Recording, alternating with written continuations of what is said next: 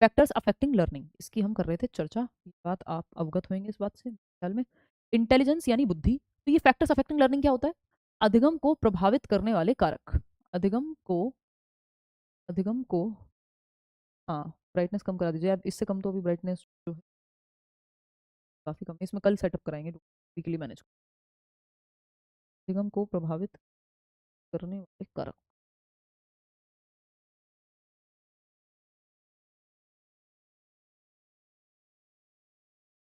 होता है, कुछ भी नया होता है तो थोड़ा बहुत चेंज में टाइम लगता है। ठीक है। अब पीछे के पीडीएफ ऑलमोस्ट डल ही गए हैं, मुझे लगता है एक बार आप चेक कर लेना। टीम तो कह रही है बस एक क्लास छोड़ के बाकी सब तो डलवाई। आह, बढ़िया, perfect. Code new studio first class आप ही के साथ हो रही है। चलिए, देखिए फैक्टर्स अफेक्टिंग लर्निंग यानी अधिगम को प्रभावित करने वाले कारक। तो लर्निंग को प्रभावित करने वाले कुछ कारक होते हैं, यानी प्रभावित जब भी लिखा हो उसका मतलब पॉजिटिवली भी लर्निंग प्रभावित हो सकती है, नेगेटिवली भी लर्निंग जो है वो अफेक्ट आपकी हो सकती है इन्हीं कारकों से। बात सही है नहीं है? ये कुछ फैक्टर्स हैं जो अधिगम को प्रभावित करने वाले कारक, हम इनको कहते हैं अधिगम को प्रभावित करने वाले कारक।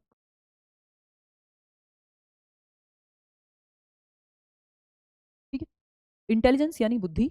भाई बुद्धि का जो स्तर है बच्चे का, जो आईक्यू लेवल है या इंटेलिजेंस का लेवल है। इंटेलिजेंस बोले तो चीज़ों को समझने की क्षमता, चीज़ों को सीखने की क्षमता, कितनी जल्दी अडेप्ट करता है व्यक्ति, ये सारी जो क्षमताएं हैं ये आपके इंटेलिजेंस के अंदर आती हैं। रीजन करने की क्षमता, मेंटल एबिलिटी क्या है बच्चे की, अगर मेंटल एबिलिटी ज़्यादा है, या अगर सिर्फ आईक्यू के टर्म में समझना हो तो आईक्यू अगर ज़्यादा है तो हम कहेंगे कि भाई बच्चा जो है वो बेहतर सीख पाएगा, जल्दी सीख पाएगा। ठीक है। लेकिन वहीं अगर हम कहते हैं कि जो एबिलिटी है, इंटेलिजेंस का स्तर अगर उतना अच्छा नहीं है बुद्धि का, चीज़ों को ठीक से रीजन कर पाए, चीज़ों को ठीक से समझ पाए, चीज़ों को ठीक से देख पाए, तो समझने की क्षमता, अडेप्ट करने की क्षमता अगर उतनी नहीं है तो होगी दिक्कत। तो वो उल्टा प्रभावित करेगा नेगेटिवली। तो ये फैक्टर्स जो हैं अफेक्ट करने वाले, ये पॉजिटिवली भी प्रभावित कर सकते हैं बच्चे को और नेगेटिवली भी प्रभावित कर सकते हैं लर्निंग को आपकी। इतनी बात क्लियर है?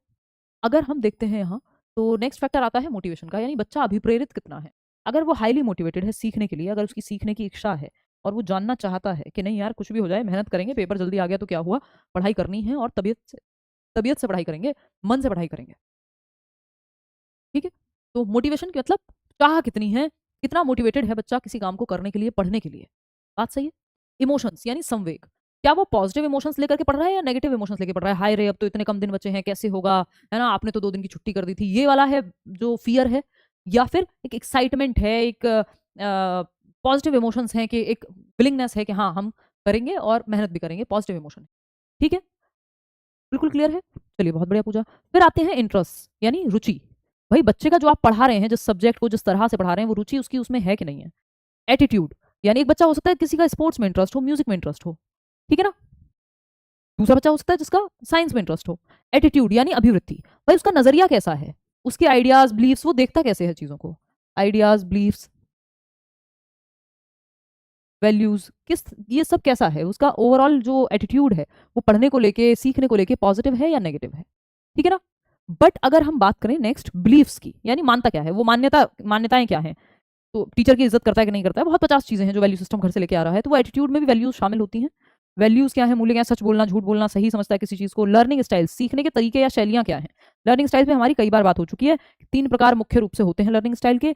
एक है आपका विजुअल, यानी जो देख करके सीखते हैं बच्चे। ज्यादातर बच्चे जो है 65% लोगों को हम विजुअल लर्नर्स कहते हैं, कि इनको चार्ट दिखा दो, मूवी दिखा दो तो ये देख के बेहतर सीखते हैं। ठीक है।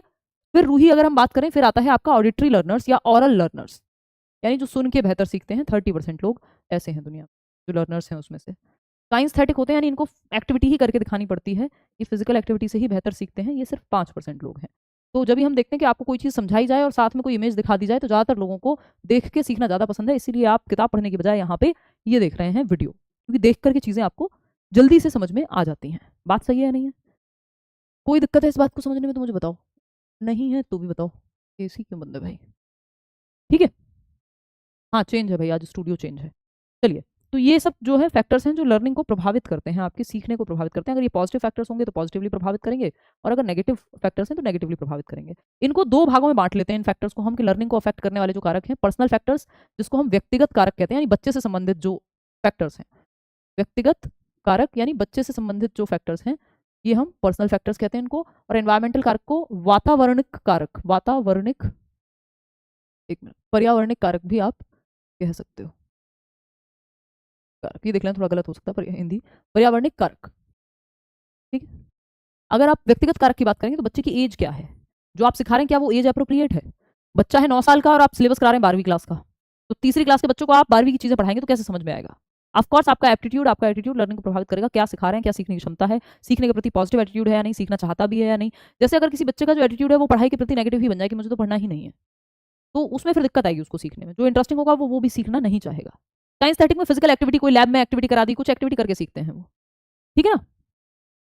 हाँ, फिर अगर हम बात करते हैं वंदना, तो एज ऑफ द लर्नर यानी बच्चे की उम्र क्या है, तो उम्र के हिसाब से भी तो आप लर्निंग जो है प्रभावित होती है ना, किस उम्र के बच्चों को क्या सिखा रहे हैं आप। मैचुरेशन यानी परिपक्वता, यानी बायोलॉजिकली कितना मैच्योर हुआ है, कितना दिमाग डेवलप हुआ है, ये भी तो एज के साथ होती है बहुत सारी चीजें। रुचि किस चीज में है, जिस टॉपिक को आप पढ़ा रहे हैं उसमें इंटरेस्ट है कि नहीं है, या बनाया जाएगा, आवश्यकता है कि नहीं है। अगर आपको नौकरी की आवश्यकता है, आप मन लगा के पढ़ेंगे, आपको आवश्यकता नहीं है, घर वालों को दिखाने के लिए पढ़ रहे हैं, तो आप उस तरह से मोटिवेटेड नहीं होंगे। फिर क्षमताएं क्या है बच्चे की, क्षमताएं क्या है बच्चे की, एप्टीट्यूड्स यानी अभिरुचि बोलते हैं इसको, कि जो सिखा रहे हैं उसको सीखने की एक नेचुरल एबिलिटी उसके अंदर है या नहीं। कि एक बच्चा जो क्रिकेट को लेकर के कोई एप्टीट्यूड है ही नहीं और फिर भी आप उसको क्रिकेट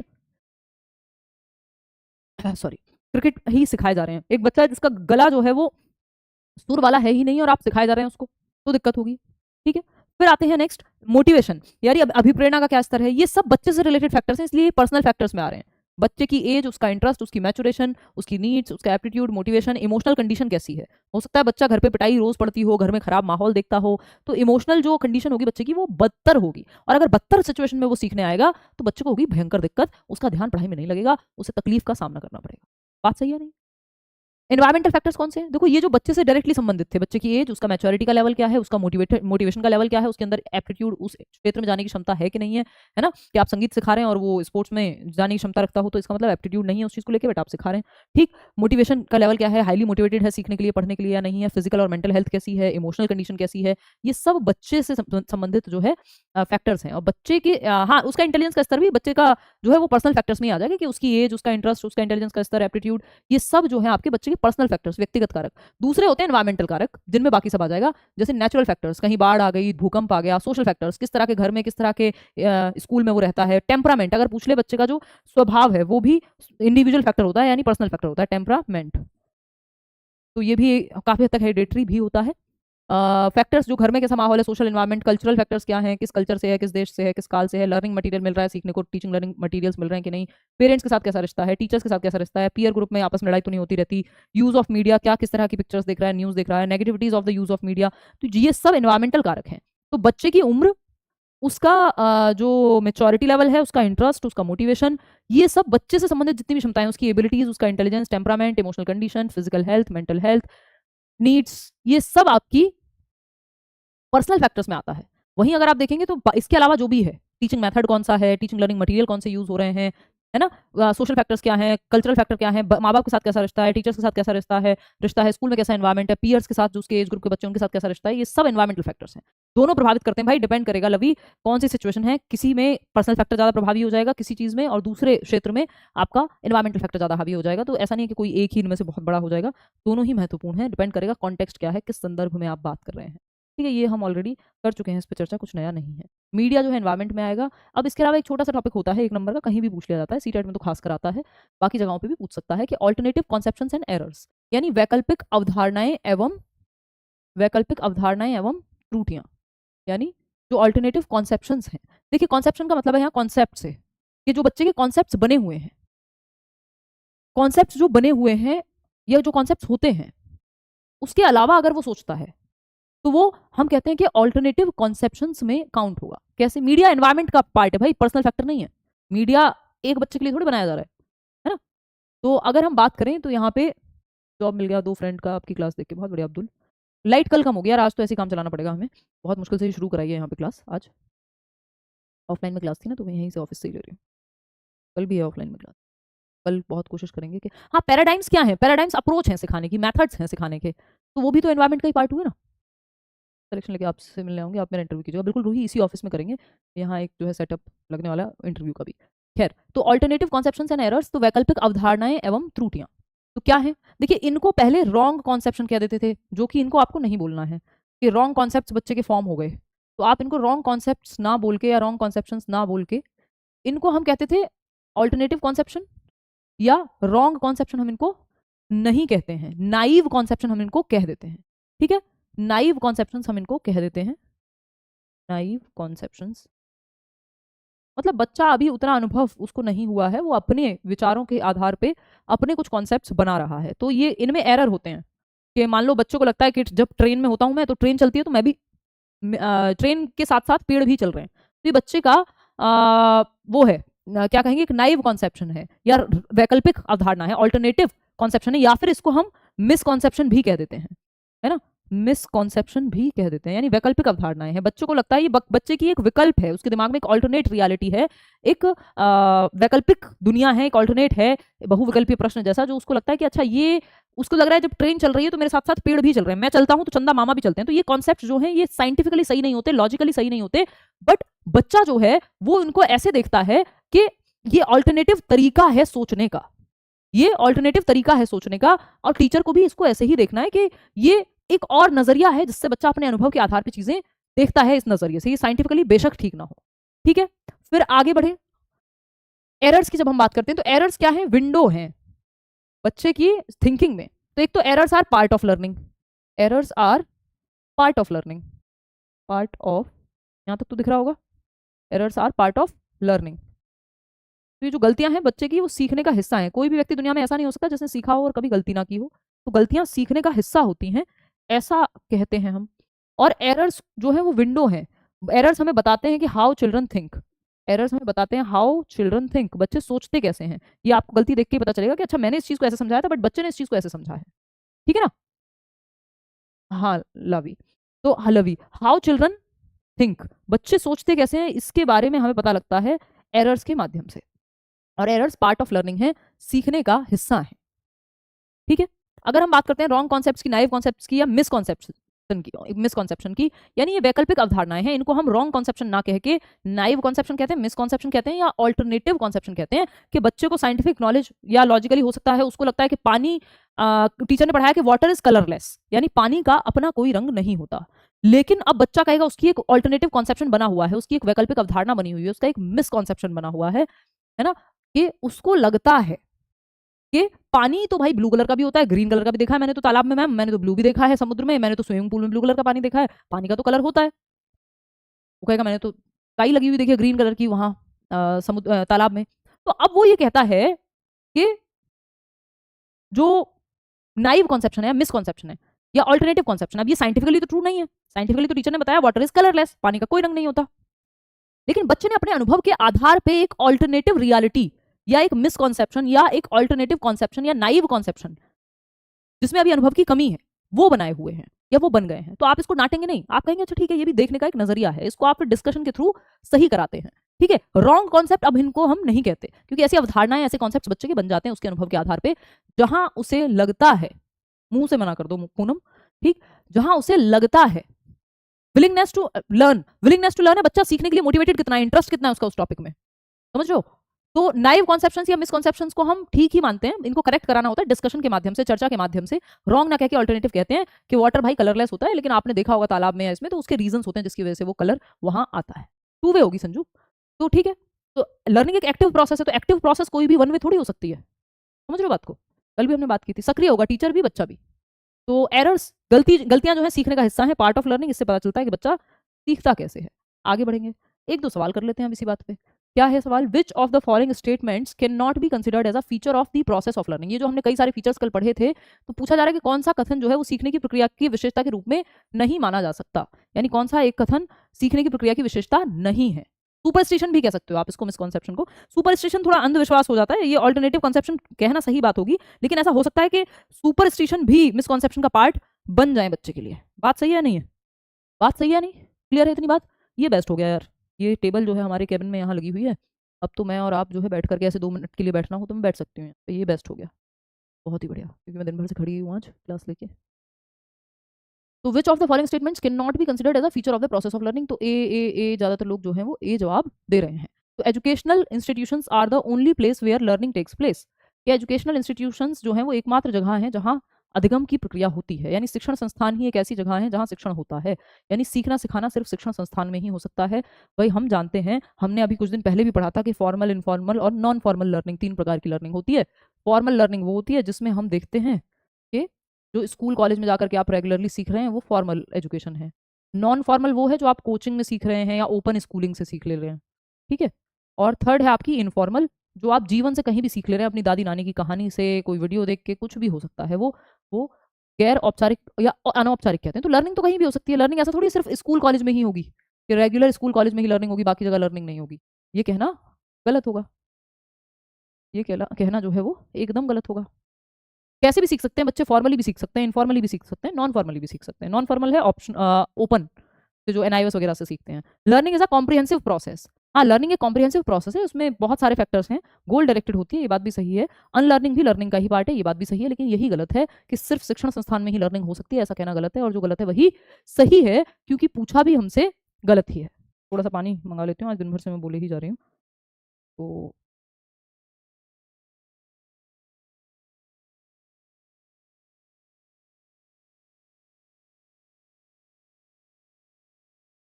ये कल यार इसका कलर करेक्शन करा देंगे, डोंट वरी। उनको अभी पता कराते हैं प्रिया। मैं अच्छी हूँ भाई, बात सही है। आपकी तबीयत ठीक नहीं लग रही? नहीं, वो थोड़ी बहुत थकान, तबीयत ठीक ठीक ही है, थोड़ा बहुत ऊपर नीचे चल रहा है। आईसीटी कराएंगे भाई, मैं पढ़ाऊंगी। कहता सीटेट में तो जरूरत नहीं है आईसीटी।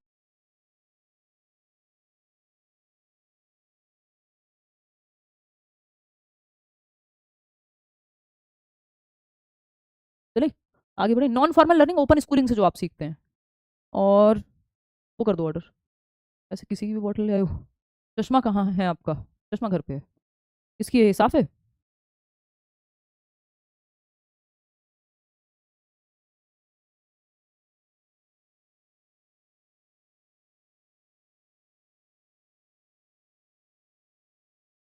कह रहे हैं आपकी एनर्जी लो हो गई है यार। वो हो गई होगी जब 3 घंटे आप ऑफलाइन में बोल।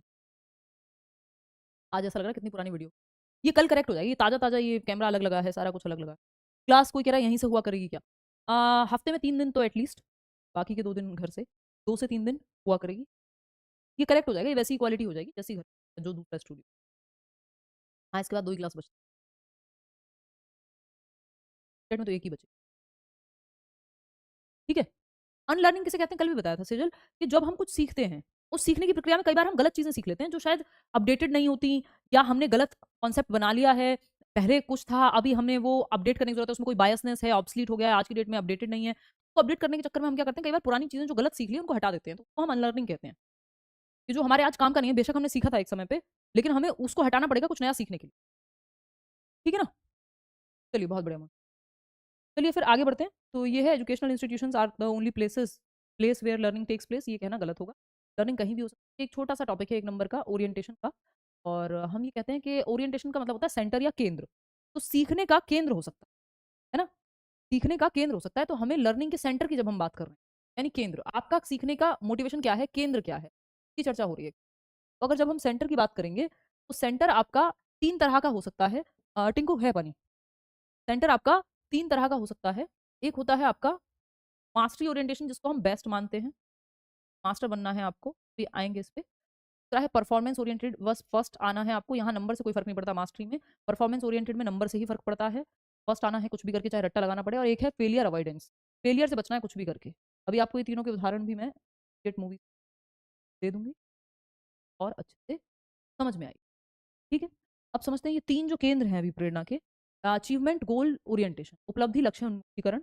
ये हम किस लिए सीख रहे हैं, या हमारा उपलब्धि का सेंटर क्या है, अचीव करने का सेंटर क्या है। तो एक होती है मास्टरी ओरिएंटेशन, कि आपको मास्टर बनना है, जॉय ऑफ लर्निंग के लिए, आपको सीखना पसंद है इसलिए आप सीखते हैं, आपको पारंगत होना है, मास्टर बनना है किसी चीज का, आपको सब पता होना चाहिए पेडागोजी में, इसलिए आप सीखते हैं। ये चतुर रामलिंगम में नहीं, आपको ये रेंचो में दिखती है, जो आमिर खान का कैरेक्टर है 3, जिनको आजकल है उसमें कारावास में है आजकल, जो सुकवांगडू, जो इनका कैरेक्टर है,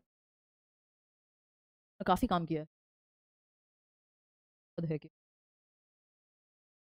मास्टरी ओरिएंटेशन का कैरेक्टर, निपुणता उन्मुखीकरण दिखाया गया है मूवी दास छाछड़ हैं, वो उनको डिग्री भी नहीं मिलती है एंड में, और फिर भी वो पढ़ रहे होते हैं, उनको सारे एक्सपेरिमेंट पता होते हैं, बढ़िया बढ़िया इन्वेंशन कर रहे होते हैं, बच्चों को सिखा रहे होते हैं। यानी उनको सीखने में इंटरेस्ट, उनको सीखने में इंटरेस्ट है, ना फेलियर से डर लगता है, ना फर्स्ट आने का कोई शौक। ठीक है, आ जाए, लेकिन पढ़ रहे हैं या सीख रहे हैं इसके लिए, सीखने में इंटरेस्ट है इसलिए सीख, मास्टर बनना चाहते हैं। फेलियर अवॉइडेंस की जब बात करते हैं, जो ये राजू रस्तोगी था, तो ये राजू रस्तोगी का कैरेक्टर है कि किसी तरह से पास हो जाऊं, बस फेल ना हो जाऊं कहीं, विफलता परिहार उन्मुखीकरण। तो कि इनको बस पास होना है, 33% नंबर आ जाए, सीटेट में 60% नंबर आ जाए, 55 आ जाए अगर कैटेगरी से, 82 और 90 आ जाए, वो वाली स्थिति इनकी रहती है। ठीक है, आवाज कट रही है, सब कह रहे हैं आवाज, अभी भी कट रही है क्या आवाज? आज ही सारी समस्या,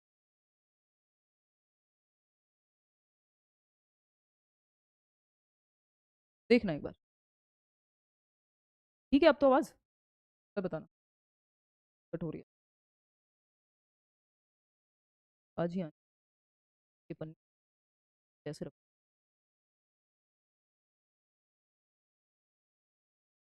ठीक है, अब तो आ रही होगी। रूब्रिक्स स्केल होता है भाई, पैमाना होता है कि इस पैमाने पे इतने सवाल आसान बनेंगे, इतने मुश्किल बनेंगे, इतने जो है डिफिकल्टी लेवल ये रहेगा, इतना स्कोर, इतने मॉडरेट क्वेश्चन, इतने इजी क्वेश्चन, इतने मार्क्स का ये, इतने मार्क्स का। अब देखना, अब ठीक हो गया, चल, है ना? अब देखो एक बार, अब तो नहीं आनी चाहिए कट करके, सही है ऑडियो, चलिए बहुत बढ़िया। तो हम बात कर रहे थे किसकी, रेंचो की। तो रेंचो को फर्स्ट आने से मतलब नहीं है, डिग्री मिलने से मतलब नहीं है, उसको मास्टरी हासिल करनी है। ठीक है, फिर अगर हम बात करते हैं राजू रस्तोगी की, तो इसको तो ये तो कूद के मरने को तैयार है कि बस पास हो जाऊं, बाकी कुछ हो जाए चाहे, है ना, फेलियर से बच जाऊं, किसी तरह 33% नंबर आ जाए, किसी तरह 60 नंबर आ जाए सीटेट में मान लो, तो ये फेलियर अवॉइडेंस है, फेलियर से बचना चाह रहे हैं, अवॉइड करना चाह रहे हैं फेलियर को। फिर है ये परफॉर्मेंस अप्रोच का उदाहरण, प्रदर्शन, दृष्टिकोण, अभिविन्यास, फर्स्ट आना है। ये जो चतुर का कैरेक्टर है कि चमत्कार को बलात्कार बोल देंगे, लेकिन इतना रट्टाफिकेशन कर लिया कुछ समझ में ना आया हो, लेकिन कॉपी पूरी भर के आनी है, एज इट इज लिख देंगे, पूरा उगल के आ जाएंगे पेपर में जो जो रटा है। तो ये परफॉर्मेंस ओरिएंटेशन का जो कैरेक्टर है, ये है आपका चतुर का। ठीक है, और ये तीनों का ही उदाहरण है, इसमें से जो बेस्ट उदाहरण है, एग्जाम्पल है, वो है ये जॉय ऑफ लर्निंग वाला है, मास्टरी ओरिएंटेशन वाला, रणछोड़ दास का। आपको एज अ टीचर इसी को डेवलप करना है बच्चे में, कि वो मास्टरी के लिए पढ़े, कि उसको सब कुछ पता हो, जानने की इच्छा हो, इसलिए पढ़े, ना कि इसलिए कि फर्स्ट आएगा। फर्स्ट आना परफॉर्मेंस ओरिएंटेशन है, कि कुछ भी करके परफॉर्म करना है दूसरों से बेहतर, इसलिए पढ़ाई कर रहा है, इसलिए मोटिवेटेड है। और फेलियर अवॉइडेंस आपको पता ही है, फेलियर अवॉइडेंस आपका किसके लिए होता है, कि फेलियर से बचना है, कुछ भी करके जो है आपको फेलियर से बच जाना है। और चाहे आप अच्छा करें, बुरा करें, वट एवर, बट फेल नहीं होना है at any given point of time. कितने भी एफर्ट मारने हो, फेल नहीं होना है, बस सिंपल बात। तो चलिए खैर समझते हैं कहानी क्या है, और देख के ही आगे बढ़ेंगे। ठीक है, इतनी बात क्लियर है, कोई दिक्कत, साउंड ओके है? फेलियर अवॉइडेंस थी मैं स्कूल में, पूनम कह रही है। हाँ, ऐसे हम में से बहुत सारे लोग होते हैं। हाँ, हमें भी किस तरह नौकरी चाहिए, सरकारी नौकरी चाहिए, ममता कह रही हैं। तो ममता, अब उसमें भी एक लोग, एक तो एटीट्यूड होगा कि यार टॉप करना है, कुछ भी करके टॉप करना है, तो परफॉर्मेंस अप्रोच है, चाहे रट्टा लगाना पड़े। फेलियर अवॉइडेंस है कि किसी तरह से मेरिट में आ जाऊं बस। मास्टरी ओरिएंटेशन है, जो भी आता है पेपर में दुनिया जहान का, वो सब पढ़ लेना है, मुझे सब पता होना चाहिए, एक एक टॉपिक मेरा कॉन्सेप्ट क्लियर होना चाहिए। तो ये है, नंबर आएंगे नहीं आएंगे वो सब देखा जाएगा। तो ये तीन ओरिएंटेशन होती है, जिसमें से मास्टरी ओरिएंटेशन बेस्ट है, फेलियर अवॉइडेंस भी अच्छा नहीं है, और परफॉर्मेंस भी अच्छा नहीं है, क्योंकि यहाँ सिर्फ आप लालच में फर्स्ट आने के पढ़ते हैं, और यहाँ आप फेलियर से बचने के लिए पढ़ते हैं। दोनों ही तरीके बहुत अच्छे नहीं है। बेस्ट है मास्टरी ओरिएंटेशन, के बच्चे को सीखने में इंटरेस्ट है, इसलिए पढ़ता है, सब कुछ जानना है उसको, मास्टर बनना है किसी सब्जेक्ट का। फिर एक छोटा सा टॉपिक आता है, ये शायद आपने पहले पढ़ा भी होगा, कॉग्निशन एंड इमोशन, संज्ञान, the mental process to acquire knowledge. Cognition का मतलब है जो भी मानसिक प्रक्रियाएं ज्ञान के सृजन में या अर्जन करने में लगती हैं, वो सब जो है वो आपकी कॉग्निशन में आती हैं। जैसे परसीव करना, चीज़ों को परसीव करना क्या होता है, आपके 5 सेंसेस से इन्फॉर्मेशन आपके ब्रेन तक जाती है और एक पिक्चर क्रिएट होती है। रिकॉग्नाइजिंग यानी पहचानना, किसी चीज़ को देख के, जैसे आप पढ़ भी पा रहे हैं, कॉग्निशन लिखा हुआ है, इसका मतलब आप अपने कॉग्निशन का ही प्रयोग कर रहे हैं पढ़ने में। कॉन्सेप्टलाइज करना है, कॉन्सेप्ट बनाना दिमाग में, दिमाग से होने वाले जितने भी काम है वो इसी में आते हैं। मेमोरी यानी स्मृति, रीजनिंग यानी तर्क करना, प्रॉब्लम सॉल्व करना, डिसीजन मेकिंग, है ना, ये सब जितने भी काम है, थिंकिंग, रीजनिंग, ये सब आपके कॉग्निशन से ही होते हैं। ठीक है, ये सब आपके कॉग्निशन से ही होते हैं। यानी कुल मिला के बात है, कॉग्निशन का मतलब है दिमाग, और इमोशन का मतलब है दिल। तो दिल और दिमाग की जो लड़ाई है, इनका रिश्ता क्या कहलाता है, ये आपके एग्जाम में 1 नंबर में पूछ लिया जाता है। तो हम कहेंगे, ये कह रहे हैं जो आपका दिमाग है, जो माइंड है, जो मेंटल प्रोसेसेस हैं, जो मानसिक क्रियाएं हैं, जो ये मेंटल प्रोसेसेस हैं, क्या ये आपके इमोशंस को प्रभावित करती हैं? यानी जो मानसिक प्रक्रियाएं हैं, मानसिक प्रक्रियाएं, मानसिक प्रक्रियाओं की जब हम बात कर रहे हैं, मानसिक प्रक्रियाएं, और इधर हैं आपके संवेग। क्या है? संवेग। तो जो आपके इमोशंस हैं, वो आपके सीखने को, आपके दिमाग को प्रभावित करते हैं या नहीं करते हैं, ये पूछा है, सिंपल। तो इसका सीधा जवाब होता है भाई कॉग्निशन और इमोशन एक दूसरे को प्रभावित करते हैं, कॉग्निशन इमोशन को और इमोशन कॉग्निशन को प्रभावित करते हैं। अगर आज आप अभी हम कह रहे थे ना कि बच्चा सोचता कैसे, उसके इमोशंस कैसे हैं सीखने के प्रति, अगर नेगेटिव इमोशन है तो नहीं सीखेगा ठीक से, डर है बहुत ज्यादा, है ना, एक्साइटमेंट है, पॉजिटिव इमोशन है, एक्साइटमेंट है, जॉय ऑफ लर्निंग है, तो सीख जाएगा अच्छा। तो ये बाई डायरेक्शनल होते हैं, यानी द्विदिशीय होते हैं, एक दूसरे को प्रभावित करते हैं, बाई डायरेक्शनल या हम कहेंगे द्विदिशीय। दूसरे शब्दों में इसको कह सकते हैं हम कि ये इंटर रिलेटेड हैं, अंतः संबंधित हैं, एक दूसरे को प्रभावित करते हैं, अंतः संबंधित हैं। बात सही है नहीं? अंतः संबंधित, ठीक है, इंटर रिलेटेड है, इंटरट्वाइंड है, ये भी कह सकते हो, एक दूसरे से जुड़े हुए हैं, गुथे हुए हैं एक दूसरे में, इंटरवोवन है अगर मैं कहूँ, ऐसे बहुत सारे शब्द हो सकते हैं।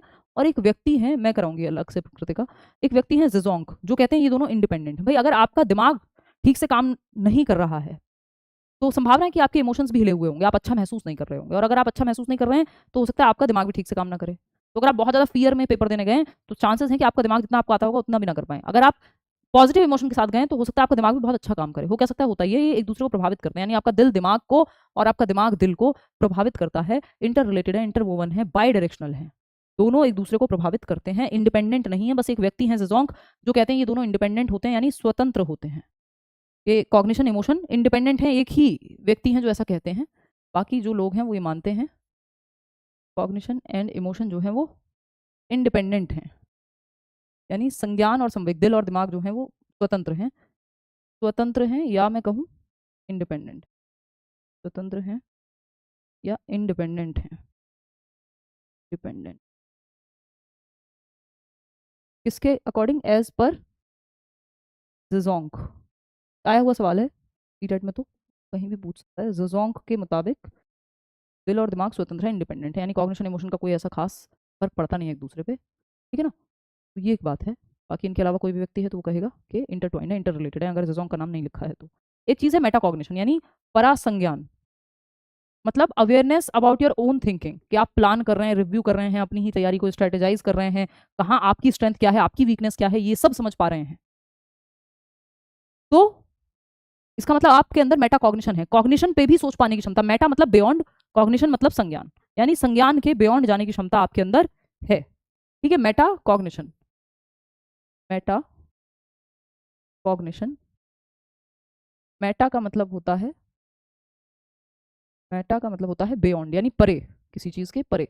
अभी फेसबुक का मेटा मेटा बनाया ना इन्होंने, बियॉन्ड कॉग्निशन, यानी कॉग्निशन मतलब थिंकिंग या फिर माइंड, तो थिंकिंग अबाउट थिंकिंग, परा संज्ञान, यानी परे संज्ञान के, थिंकिंग रीजनिंग प्रॉब्लम सॉल्विंग, परा संज्ञान। तो अगर लिखा हो थिंकिंग अबाउट थिंकिंग, हाँ, thinking about thinking, reasoning about reasoning, awareness of awareness, कि आपको पता है आपकी स्ट्रेंथ क्या है पेपर में, आपकी वीकनेस क्या है, उस हिसाब से आपने प्लान किया है, रिव्यू किया है, स्ट्रेटेजाइज किया है, तो आपको अपने बारे में सारी चीजें पता है, आप थिंकिंग पे भी सोच पाते हैं कि मैं ऐसा क्यों सोच रहा हूँ, ये भी आप सोच पाते हैं जब, तो इसका मतलब आपके अंदर मेटाकॉग्निटिव एबिलिटीज हैं, और हमें बच्चे में मेटाकॉग्निशन को डेवलप करना है ताकि वो अपनी गलतियां, अपनी स्ट्रेंथ, अपनी प्लानिंग, अपना रिव्यू, अपना स्ट्रेटेजाइजेशन खुद से कर सके, कल्पना पे भी वो कल्पना कर सके, रिफ्लेक्ट कर सके, चिंतन कर सके, कोई चीज़ गलत हुई तो कैसे हुई, क्या अगली बार ठीक करना होगा, है ना। तो मेटाकॉग्निशन में क्या होता है, आप प्लान करते हैं, अप्रोच को प्लान करना, अप्लाई करना स्ट्रेटजी को, स्ट्रेटजीज को रिफ्लेक्ट करना, चिंतन करना किसी चीज़ पे, क्या गलत हुआ क्या सही हुआ, आकलन करना टास्क का, फिर एवेल्युएट करना स्ट्रेंथ और वीकनेसेस को, थिंकिंग अबाउट थिंकिंग, ये सब मेटाकॉग्निशन की साइकिल में आता है कि आप पहले प्लान करते हैं, फिर अप्लाई करते हैं स्ट्रेटजी को, फिर रिफ्लेक्ट चिंतन करते हैं सही से अप्लाई हुई नहीं हुई, आकलन करते हैं टास्क का कितना सही हुआ, फिर एवेल्युएट करते हैं अपनी स्ट्रेंथ और वीकनेस को, ठीक है। तो ये एक बात है, इसको ऐसे भी देख सकते हो कि मेटाकॉग्निशन ये है कि आप खुद से देख पा रहे हैं अपने दिमाग के में कि आप कैसा महसूस कर रहे हैं, क्यों महसूस कर रहे हैं, क्या सोच रहे हैं, कैसे देख रहे हैं, क्या चिंतन कर रहे हैं, क्या नोटिस कर रहे हैं, आप अपने दिमाग की एक्टिविटीज को, जो भी कॉग्निशन में काम होता है, thinking, reasoning, problem solving, imagination, thought analysis करना, एग्जैक्टली शिवानी, कि आप अपनी स्ट्रेंथ, वीकनेस, ये सब आप कर पा रहे हैं खुद से ही, थॉट एनालिसिस कर पा रहे हैं, तो ये मेटाकॉग्निशन बच्चे में आपको विकसित करना होता है। अब कुछ टाइप्स ऑफ थिंकिंग हैं, चिंतन के कुछ प्रकार हैं, वैसे तो बहुत सारे होते हैं बट जो आपके काम के हैं, डाइवर्जेंट थिंकिंग जो क्रिएटिविटी से जुड़ा हुआ रहता है, यानी रचनात्मकता, कुछ नया करना। डाइवर्जेंट का मतलब होता है अपसारी, यानी दिशाओं में सोचना, आउट ऑफ द बॉक्स सोचना, किसी चीज के मल्टीपल सॉल्यूशन हो सकते हैं ये सोचना, आउट ऑफ द बॉक्स सोचना, ठीक है इतनी बात। फिर अगर हम बात कर रहे हैं कन्वर्जेंट थिंकिंग, ये थोड़ा दिशाओं से एक पॉइंट पे आके सोचना है कि यानी 4 ऑप्शन है उसमें से एक सही चूज कर लिया, तो ये इंटेलिजेंस को बढ़ावा देता है कि 4 में से एक ऑप्शन चूज करना बुद्धि का प्रयोग है, कुछ नया तो आपने बनाया नहीं है, कोई क्रिएटिविटी तो लगी नहीं है, लेकिन कुछ नया कुछ दिशाओं में कोई ऐसे लिखना, ये डाइवर्जेंट थिंकिंग है जो क्रिएटिविटी को बढ़ावा देता है। रिफ्लेक्टिव थिंकिंग होती है कि आप चिंतन कर पाते हैं किसी चीज पे, चिंतन मनन कर पाते हैं, कोई चीज क्यों हुई, कैसे हुई, कुछ हो गया, उस पर आप प्रकाश डाल के खुद से सोच रहे हैं। एक कॉन्क्रीट थिंकिंग भी आती है आपके पेपर में कि कोई अनुभव आपने ले लिया, कोई एक्सपीरियंस, आप कहीं गए ट्रेन में, कुछ हुआ और फिर आप उस पर सोच रहे हैं, तो जो एक्सपीरियंस आप ले चुके हैं उस पर सोचना कॉन्क्रीट थिंकिंग है, क्योंकि वो मूर्त अनुभव है जो आप ले चुके हैं। इंट्रोस्पेक्शन, हाँ रिफ्लेक्शन को बोल सकते हो आप। क्रिटिकल थिंकिंग, समालोचनात्मक चिंतन 21st सेंचुरी स्किल है, बहुत ही फेमस, बहुत ही कॉमन, ये हम बच्चों में चाहते हैं कि ये डेवलप हो, आपकी नेशनल एजुकेशन पॉलिसी भी यही चाह रही है। समालोचनात्मक चिंतन, इसका मतलब किसी की आलोचना करना या बुराई करना नहीं है, बल्कि क्रिटिकल थिंकिंग का मतलब है हर एक पहलू से किसी चीज को देख पाना, कोई चीज फैक्ट है अपने फायदे के लिए कही जा रही है या वो एक्चुअल में सही है, फैक्ट और ओपिनियन में डिफरेंस कर पाना,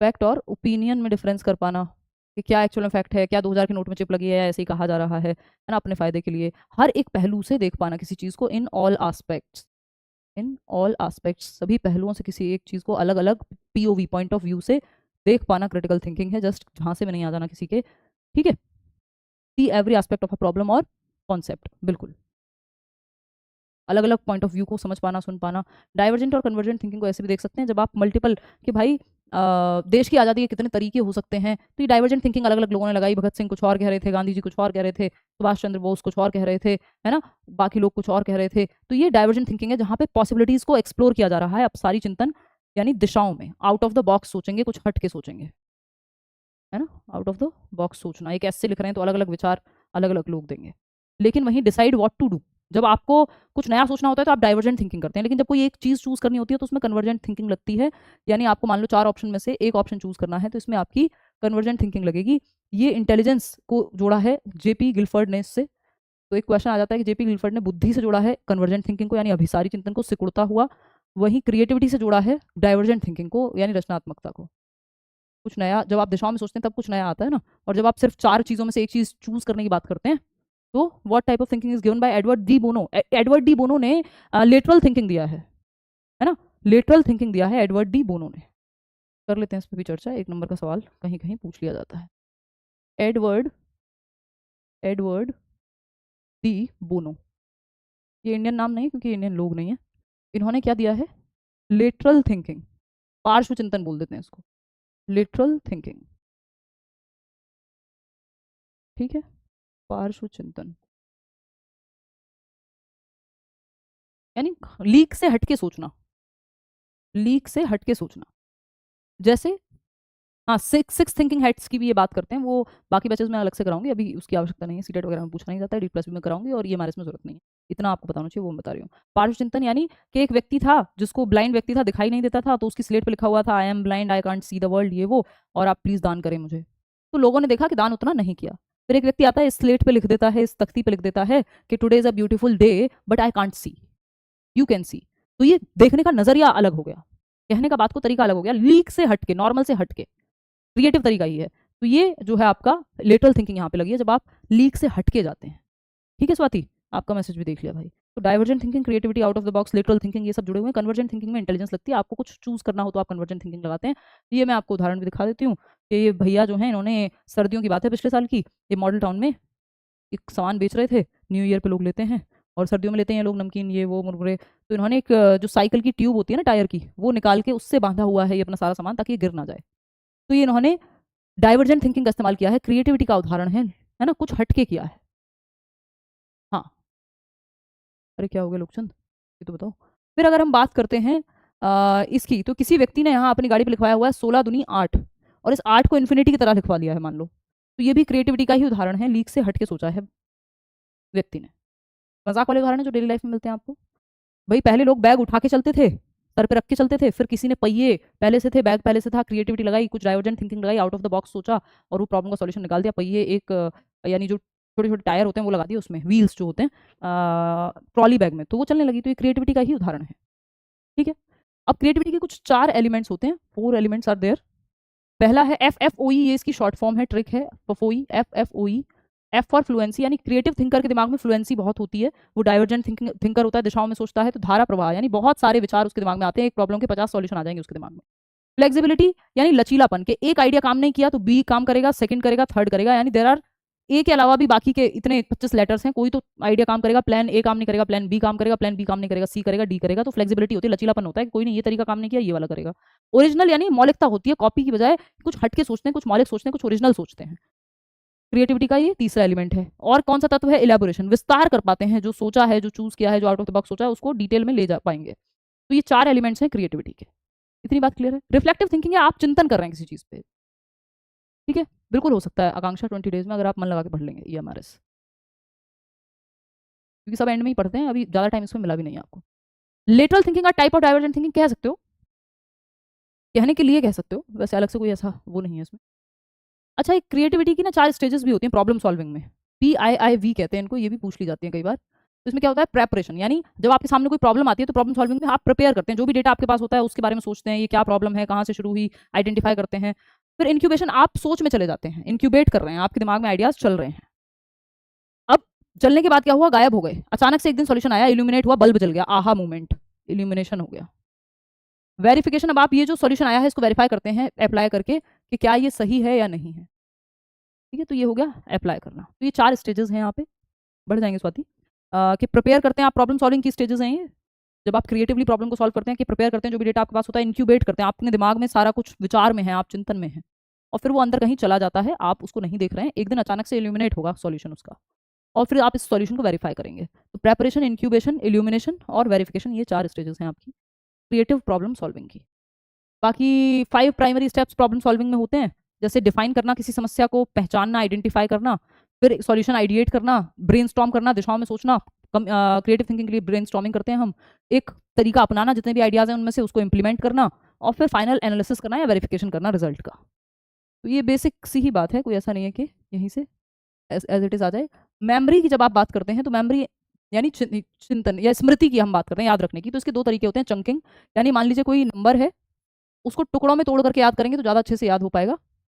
ये आ चुका है क्वेश्चन कि मान लो 3 3 के डिजिट में, 4 4 के, या 2 2 और 4 ऐसे। निमोनिक्स होती है शॉर्ट फॉर्म, जैसे अभी मैंने आपको बताया क्रिएटिविटी के 4 एलिमेंट्स हैं, FFOE, ये शॉर्ट ट्रिक जो है ये एक निमोनिक है, याद रखने के लिए जो टेक्निक का हम यूज़ करते हैं उसे निमोनिक कहते हैं।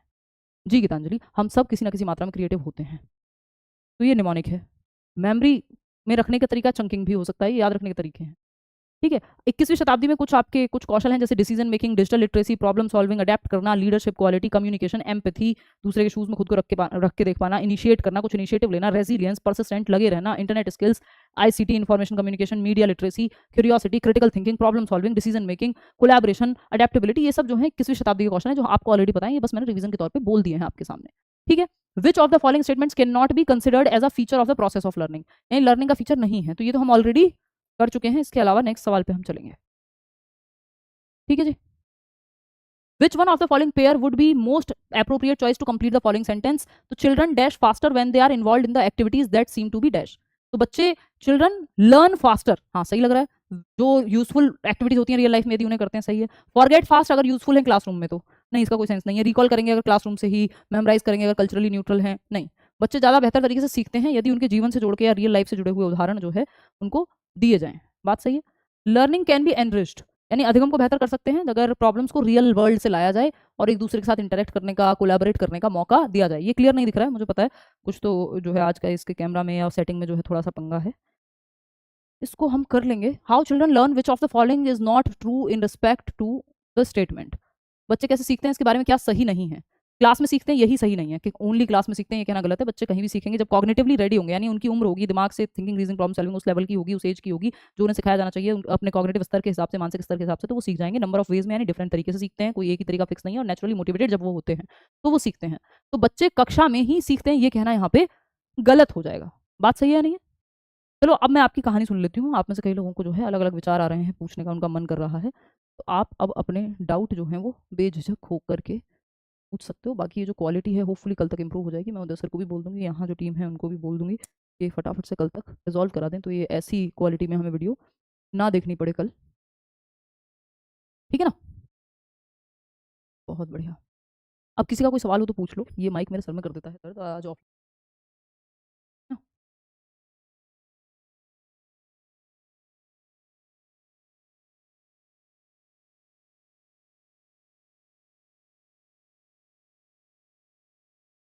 ना तो यहाँ आज एसी चल रहा था और लाइट्स इतनी होती हैं कि बिना एसी के तो जीवन जो है बड़ा मुश्किल हो जाता है। 1 मिनट रुको, कई लोग हैं बड़ी तेजी तेजी से कह रहे हैं। उदय सर से मिलवाइए, अभी मिलवा देते हैं उदय सर से। कल मिलवा देंगे यार, अभी बहुत थकान है आज, फ़ोन करना पड़ेगा। सारा होगा नवीन, टेंशन ना लो, सारा होगा। आप खुद भी सोचो ना कितना कम समय EMRS में दिया, सारे सब्जेक्ट का हो जाएगा सिलेबस। अगर बाकी सब्जेक्ट में लग रहा है बहुत ज़्यादा है तो कुछ रिकॉर्डेड भी डलवाना पड़ेगा, वो भी कर देंगे। मैं तो कराऊंगी ही, मतलब लाइव भी करा दूंगी, हो ही गया मेरा तो सिलेबस ऑलमोस्ट। D+ वाले ना दिक्कत लें, उनका तो अभी चलेगा सिलेबस, उसमें समय लगेगा। पूरे दिन मैं सिर्फ क्लास नहीं ले पाती हूँ, लिया करो भाई क्लास, क्लास नहीं लोगे तो कैसे चलेगा। चलिए खैर, कल मिलते हैं। अब हम कल मिलते हैं, हमारे लिए मैराथन लगा देंगे, वो करा दूंगी मैं। FFOE यानी फ्लुएंसी होती है आइडियाज़ में, क्रिएटिव इंसान के मल्टीपल आइडियाज़ आते हैं उसको, एक प्रॉब्लम की 50 चीज़ें उसके दिमाग में होती हैं कि एक चीज़ को कैसे 50 तरीके से कर सकते